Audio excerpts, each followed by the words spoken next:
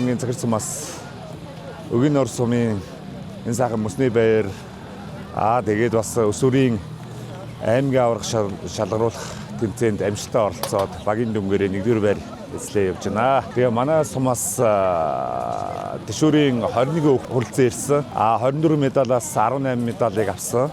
Тэгээ багийн дүнгээрээ 1-р байранд орсоо. Тэгээд ирээдүйн зорилго бол улсын аврахт бас оролцох юм зорилготой байж байгаа.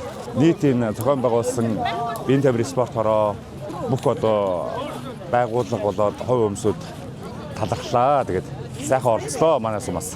Сайн мэцхан уу, миний нэр Ганцлан гэдэг. Би 1 км 600 метрийн гүйлтийн тэшүүрийн тэмцээнд ороод энэ жил 3 дахь удаага аймгийн аварга болж байна. Тэмцээнд орсон сэтгэл маш өндөр байна.